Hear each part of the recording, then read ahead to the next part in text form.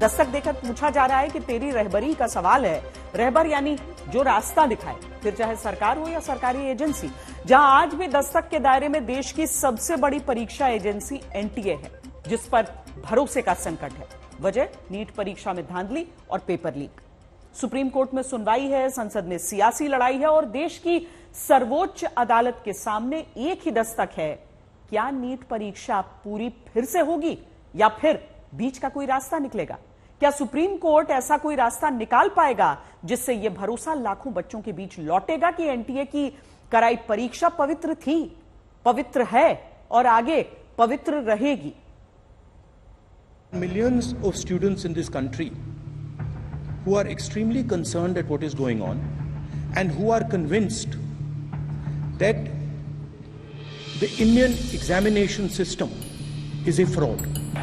चिल्लाने से सच झूठ नहीं हो जाएगा साहब। ये मंत्री जी रहेंगे तो न्याय नहीं मिलेगा बच्चों को। अखिलेश जी जब वहाँ दायित्व में थे उस सुबह की सर सारे सूची है कितने बार उत्तर प्रदेश में क्वेश्चन पेपर लीक हुए हैं। नीट परीक्षा को 2 महीने 17 दिन बीत गए। नीट के नतीजों को 1 महीना 18 दिन बीत गया, लेकिन ये नतीजा अब तक अटका है कि नीट की परीक्षा का आगे क्या होगा। पेपर लीक धांधली की वजह से ये रद्द होगी या रास्ता कोई और निकलेगा? दस्तक देता सबसे बड़ा सवाल है, देश की सबसे बड़ी परीक्षा एजेंसी एनटीए पर क्या भरोसा लौटेगा? तो इधर उधर की बात न कर, मुझे ये बता काफिला क्यों लुटा? हमें रेजानों से जिला नहीं है, तेरी रहबरी का सवाल है। रहबर यानी रास्ता दिखाने वाला, यानी मार्गदर्शक। जहां लाखों छात्रों को भविष्य का रास्ता दिखाने की जिम्मेदारी सरकार और परीक्षा एजेंसी एनटीए पर है। जो जिम्मेदार है, सवाल उन पर ही। तभी तो सुप्रीम कोर्ट कहता है जहां कि पेपर लीक हुआ ये तथ्य है।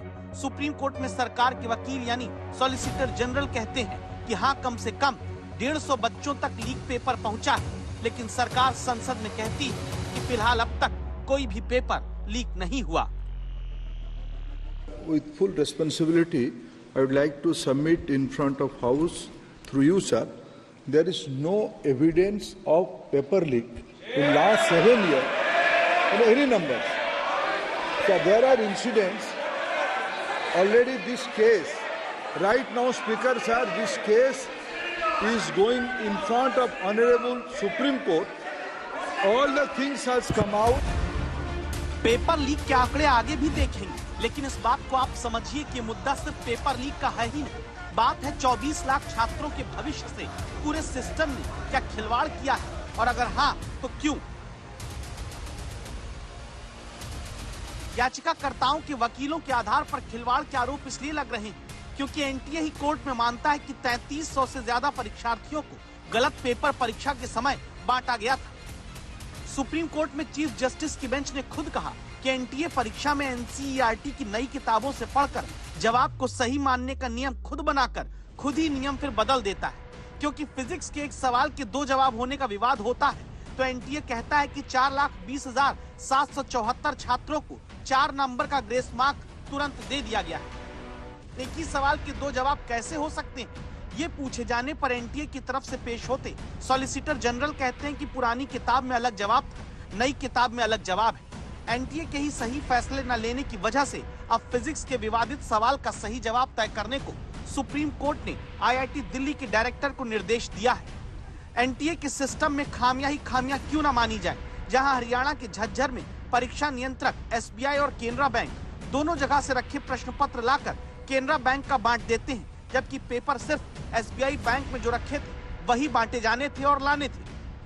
सुप्रीम कोर्ट ने पूछा, आखिर झज्जर में दोनों बैंक में रखे पेपर कैसे कोई ले आया? सरकार के वकील कहते हैं गलती से हो गया।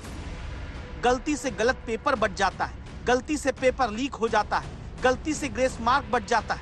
इतनी गलतियां करती देश की परीक्षा एजेंसी के लिए याचिकाकर्ताओं की तरफ से पेश हुए वकील संजय हेगड़े के इस बयान पर गौर करना आज देश में सबको जरूरी है।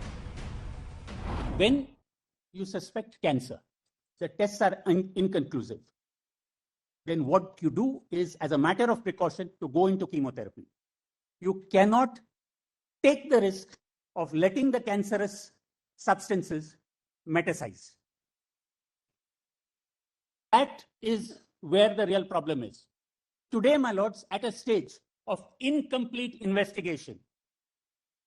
If your lordships were to say that, look, so far you have shown us only Hazaribagh, Patna, we do not know exactly where it is going. Today's date will not be aware as to how many cells or how many persons got into the system. सवाल यह है कि क्या जो बच्चे 650 से ज्यादा number लाकर अच्छे कॉलेज में दाखिला पा भी सकते हैं, वो इस बात पर भरोसा कर पाएंगे कि उनकी परीक्षा निष्पक्ष थी? इसका जवाब सुप्रीम कोर्ट में चीफ जस्टिस की बेंच भी खोज रही, जहां सुप्रीम कोर्ट के निर्देश के बाद ही जब सबका रिजल्ट शनिवार तक एनटीए ने जारी किया तो कई सेंटर को लेकर संदेह पैदा होती दस्तक सामने आई। जैसे 50 टॉप स्कोरिंग नीट सेंटर्स में 37 एग्जाम सेंटर सीकर के हैं। राजस्थान में सीकर शहर से नीट परीक्षा देने वालों में सबसे ज्यादा 650 से अधिक नंबर पाने वाले 2186 आए हैं। अकेले सीकर से 700 से ज्यादा नंबर लाने वाले 149 परीक्षार्थी आए, तो 650 से 700 नंबर लाने वाले 2037 हैं। अब सीकर में 4000 से ज्यादा बच्चों ने 600 से ज्यादा नंबर हासिल किए हैं। आप कहेंगे कि इसमें क्यों संदेह, जबकि कोटा की तरह ही सीकर में भी धीरे धीरे कोचिंग हब बनने का जिक्र आता है।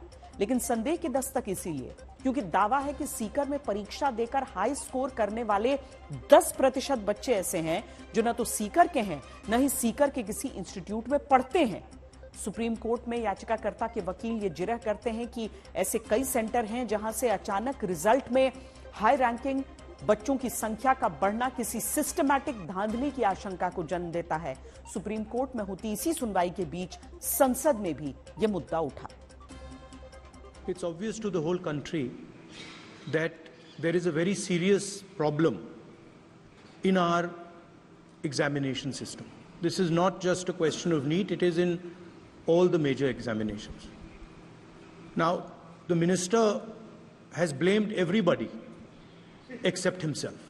That there are millions of students in this country who are extremely concerned at what is going on and who are convinced that the Indian examination system is a fraud. आने से सच झूठ नहीं हो जाएगा साहब। ये जो कहा गया देश की अभी की एग्जामिनेशन सिस्टम रबिश है सर, इससे दुर्भाग्यजनक बयान देश की नेता प्रतिपक्ष का कुछ नहीं हो सकता है सर। मैं कठोर शब्द से उसको निंदा करता हूं।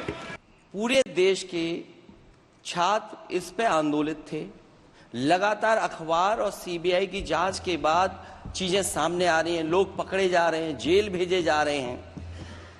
मैं अध्यक्ष महोदय आपके माध्यम से पूछना चाहता हूं मंत्री जी से, क्या सेंटर वाइज जिन बच्चों को सबसे ज्यादा नंबर मिले हैं क्या उसकी सूची जारी करेंगे? 30,000 सीटें जहां हैं, कई सेंटर अध्यक्ष महोदय ऐसे हैं जहां 2,000, 2,500 बच्चे पास हो गए हैं। सरकारी सीटें 30,000 हैं, कई सेंटर में 2,000 से ज्यादा पास हो गए। ये मंत्री जी रहेंगे तो न्याय नहीं मिलेगा बच्चों को। सुप्रीम कोर्ट ने ऑर्डर दिया पूरा विद्यार्थियों की सूची को वेबसाइट में उपलब्ध करा दो। सर पिछले 3 दिन से देश भर की सारे विद्यार्थियों की लिस्ट पब्लिक डोमेन में उपलब्ध है। ये सारा चीज खुले पे है और कई प्रकार की तर्क आ चुका है।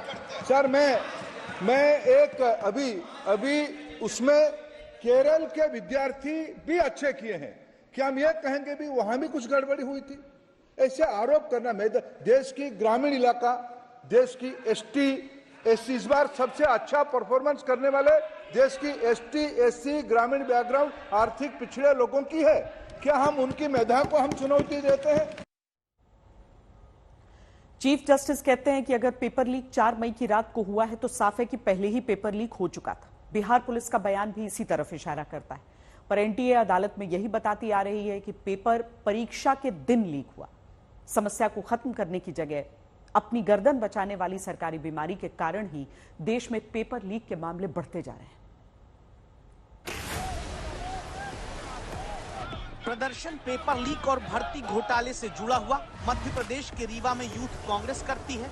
देश में ऐसे प्रदर्शन हर पार्टी के राज में दूसरी पार्टी की तरफ से होता आया। यही वजह है संसद में 7 साल में 70 पेपर लीक का दावा करके सवाल कांग्रेस के सांसद ने पूछा, जवाब सरकार की तरफ से आया, एक भी पेपर लीक नहीं हुआ।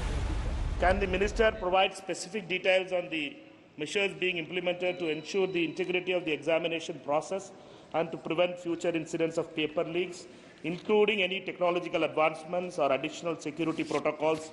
Given the recurrence of such issues, it is 70 times in 7 years.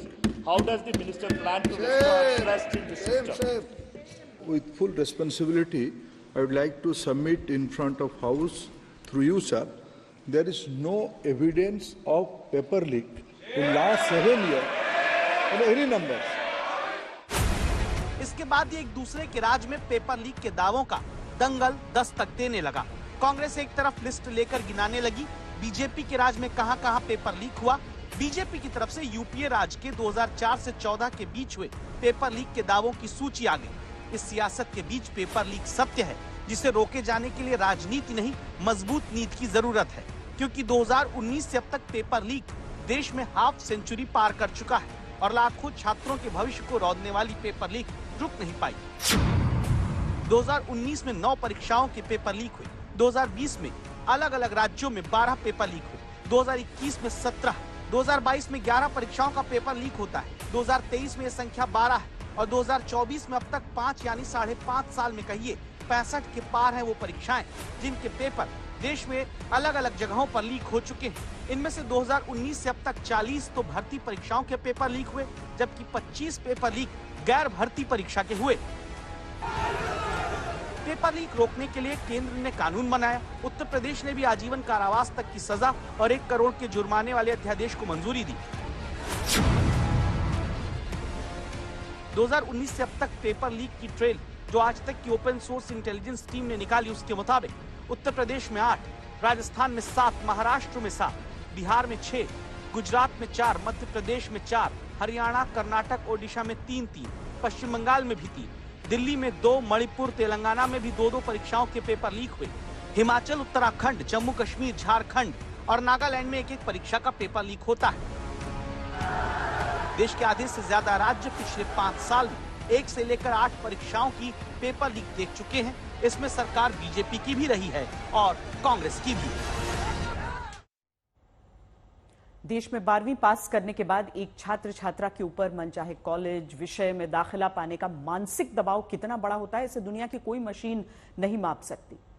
और तब आज दस्तक देती ये बात आपके सामने रखना जरूरी है। 23 लाख से ज्यादा बच्चे इस इंतजार में हैं, नीट पर जल्द सब कुछ साफ हो।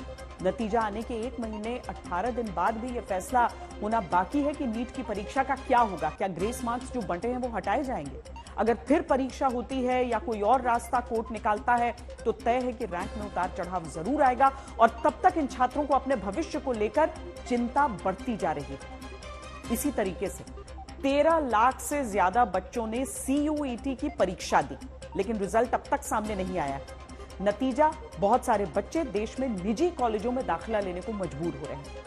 इसीलिए आज की दस्तक यही है कि नीट का फैसला और CUET का नतीजा दोनों जल्द से जल्द जारी हो, ताकि देश में 36 लाख से ज्यादा छात्रों के भविष्य पर लटकी हुई तलवार हटे।